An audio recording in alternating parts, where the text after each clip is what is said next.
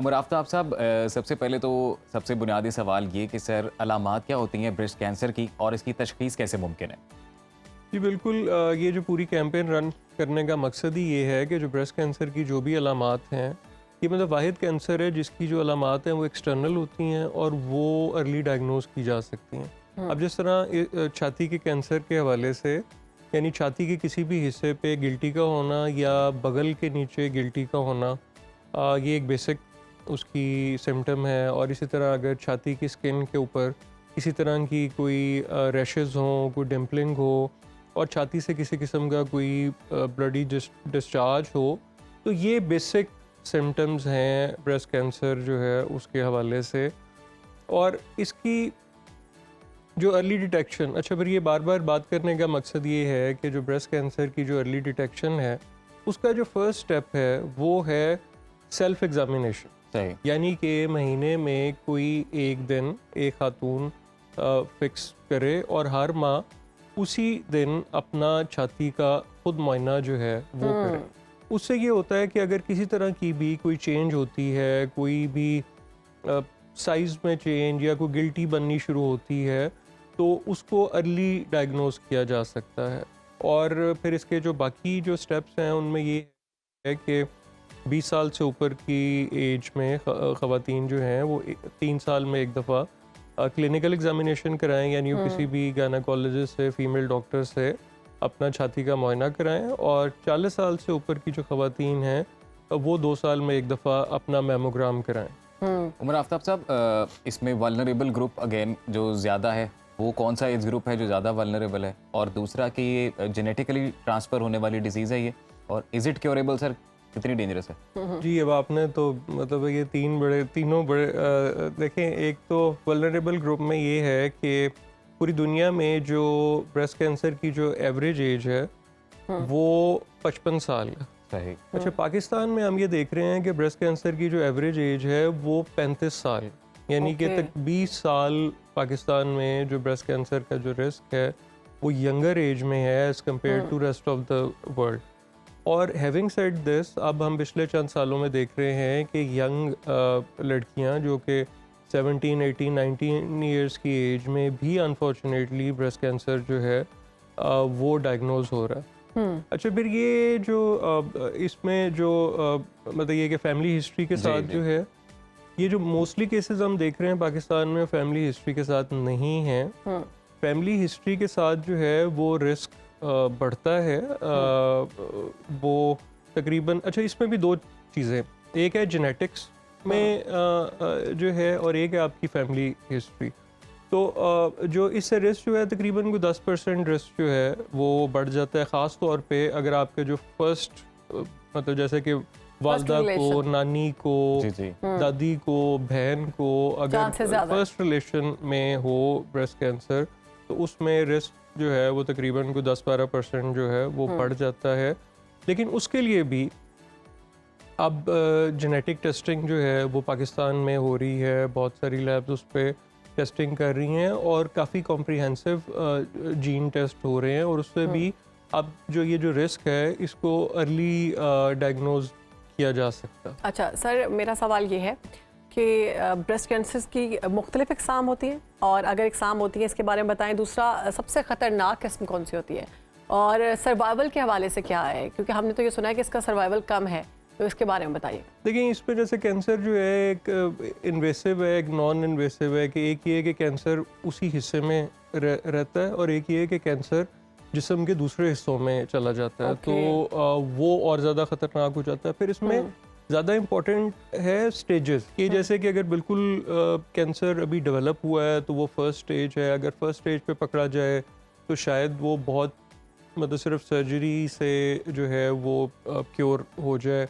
फिर अगर वो सेकंड स्टेज, अच्छा थर्ड स्टेज में जनरली अनफॉर्चुनेटली वो बहुत चांसेस होते हैं कि वो बॉडी के किसी और पार्ट में भी, यानी कि अगर राइट ब्रेस्ट में था तो लेफ़्ट ब्रेस्ट में ट्रेवल कर गया या कोई और किसी बॉडी पार्ट में चला गया। और फिर फोर्थ स्टेज जो है ये थोड़ी लेट स्टेज। अब हैविंग सेड दिस, देखिए हमने फोर्थ स्टेज की जो पेशेंट्स हैं उनको भी क्योर बिल्कुल वो हो जाते हैं, उनका सही ट्रीटमेंट हो। तो वो भी बाद में हेल्दी लाइफ जो है वो गुजार रहे होते हैं। लेकिन इस सारे में जितनी स्टेज लेट होती है उसमें देखें, फिर जैसे अगर पहले सिर्फ सर्जरी से हो सकता है, फिर उसके बाद रेडिएशन भी लगवानी, मतलब जो शुआएँ लगवानी पड़ती हैं, कीमोथेरेपी करवानी पड़ती है। अब ये जो शुआएँ और कीमो जो है ये तकलीफ़ें हैं, मतलब काफ़ी इस मतलब ख़ास तौर पे कीमो के बहुत सारे आफ्टर इफ़ेक्ट्स भी होते हैं। ख़वातीन जो हैं उनके बाल उतरते हैं और इस तरह की बहुत सारे और मसाइल। तो और फिर ये कि कीमो जो है अनफॉर्चुनेटली अगर लेट स्टेज पे ट्रीटमेंट हो रहा हो तो कीमो के साथ ये जो पूरा ट्रीटमेंट है ये तकरीबन कोई 2 मिलियन रुपीस और इस तरह की ऑलमोस्ट कॉस्ट। उमर आफ्ताब साहब, महंगा ट्रीटमेंट है ये। अब बात ये है कि अगर अर्ली हो जाता है और ख़वातीन अर्ली डायग्नोज कर लेती हैं इस डिजीज़ को, तो क्या सिर्फ मेडिकेशन से ही इसकी जो है वो देखिए, एक तो ये जो आपने ये कहा कि जी इसमें सर्वाइवल तो अब इस वक्त 95% यानी कि अर्ली डिटेक्शन के साथ 95% सर्वाइवल है। और ये कैंपेन बार बार इस पे बात करने का मकसद ही ये है कि अर्ली डायग्नोज किया जाए। हमें जो हेल्पलाइन पे कॉल्स आती हैं उनमें ज़्यादातर ख़वातीन ये जो हैं उनको ये पता होता है कि जी एक लंप डेवलप हुआ। अच्छा, ये जो लंप है इसमें क्योंकि पेन नहीं होती तो वो लोगों को मेरा एक और सवाल ऐड कर दीजिएगा। लंप के अलावा सिर्फ पेन से भी आपको हो सकता है? अगर आपको बॉडी में पेन महसूस हो रही है, आपको चेस्ट पे। अच्छा, मैं यही बता रहा हूँ कि ये जो लंप है ना ये पेनलेस होता है। इसमें पेन जो है ये बहुत लेटर स्टेज पे होती है जब ये बहुत खुदा न खास्ता एडवांस हो गया हो। तो इसीलिए क्योंकि इसमें पेन नहीं हो रही होती, एक लंप बनता है और ख़वातीन को 90% ये पता होता है कि जी एक लंप है और वो आहिस्ता आहिस्ता ग्रो करता रहता है। तो ये जो जनरली जो लैप्स का टाइम है 3, 4, 6 महीने का, यही वो टाइम है कि अगर इस टाइम में वो पहले आ जाएं। और अच्छा, फिर एक और चीज़ ये कि पहले आज से चंद साल पहले तक ख़वातीन जो हैं उनको ये बहुत ज़्यादा होता था कि जी वो पूरी छाती जो है वो रिमूव कर दी जाएगी।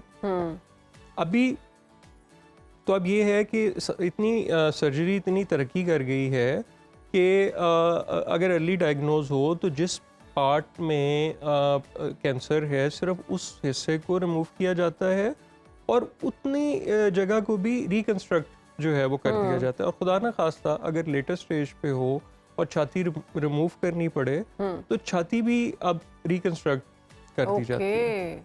अच्छा सर, इसमें मेरा जो मैं देखती हूँ अक्सर अगर हम देहाती इलाकों की बात करें तो वहाँ पर अवेयरनेस बहुत कम है इस चीज़ को लेकर, क्योंकि आपने स्टार्ट में कहा कि ये सबसे आसान इसका काम ये है कि हर मंथ आप अपना खुद सेल्फ एग्जामिन कर सकते हैं। तो इसकी अवेयरनेस किसने देनी है? क्या समझते हैं कि हर शख्स को अपने तौर पर अवेयरनेस देनी है? क्योंकि वैसे तो अवेयरनेस के लिए मैंने भी रिबन लगाया है, अजीम ने भी लगाया है, आप भी रिबन लगा चुके हैं, तो इसकी अवेयरनेस मजीद कैसे हम दे सकते हैं? देखिए, एक तो अगर आपने देखा हो कि हाँ हम जो मुख्तलिफ कोशिशें कर रहे हैं उसमें इस वक्त रिंग टोन जो है अगर आप कॉल करें तो आगे मैसेज आ रहा है। अब ये देखेंगे, ये इसका मकसद ये था कि मोबाइल पाकिस्तान में अगर आपको देखें तो I think every second person has mobile, और आप जब कॉल करें तो आपको वो एटलीस्ट को 10-15 सेकंड तो वो मैसेज जो है वो सुनना पड़ता है। तो वी हैव सीन कि मैं अभी लास्ट वीक में इंटीरियर सिंध में कुछ डॉक्टर्स के साथ था तो वो बता रहे थे कि जब ये रिंगटोन चलती है तो इवन रिमोट एरियाज़ में भी, इंटीरियर पंजाब, इंटीरियर सिंध में भी ख़वातीन जो हैं अब इसके लिए थोड़ा सा डॉक्टर के पास आ रही हैं। अच्छा, इसमें भी जो हमने ये देखा है जी कि जो हमारे जो समाजी रवैये हैं उसमें अभी जो ग्रुप हॉस्पिटल में थोड़ा अर्ली सिम्टम्स के साथ आ रहा है वो हम ये देखते हैं कि थोड़ी जो यंग गर्ल्स हैं वो रिलेटिवली जो है वो थोड़ी प्रोएक्टिवली इसको देखती हैं, लेकिन जो थोड़ी सी ओल्डर एज में जो ख़वातीन हैं वो अभी इस इशू को जो है वो, और जिनकी वल्नरेबिलिटी जो है वो थोड़ी ज़्यादा हाई है क्योंकि एज के साथ भी जो रिस्क है कैंसर का और ब्रेस्ट कैंसर का बढ़ता जा रहा है। उमर आफ्ताब साहब, माज़रत के साथ हमारे पास वक्त थोड़ा कम है, तो मैं ये चाहूँगा कि इख्तिताम पर अगर आप पिंक रिबन की क्या काविशें हैं वो थोड़ा बताएं और इसमें कितने लोग सर्वाइव कर चुके और इस दिन की मुनासिबत से कोई इंपॉर्टेंट मैसेज आप देना चाहें। ये पिंक रिबन को आज 20 साल हो गए ये कैंपेन रन करते, और अल्हम्दुलिल्लाह अब एक ऐसा इशू जिस पे बिल्कुल बात नहीं हो सकती थी, आज हम उस पर बात कर रहे हैं। बल्कि ना सिर्फ pink ribbon awareness campaign run कर रहा है, बल्कि इसके साथ पिंक रिबन पाकिस्तान का पहला डेडिकेटेड ब्रेस्ट कैंसर हॉस्पिटल बना रहा है जो लाहौर में है। बड़ा सेंट्रली लोकेटेड है, ये फिरोजपुर रोड कलमा चौक पे ऑलमोस्ट है।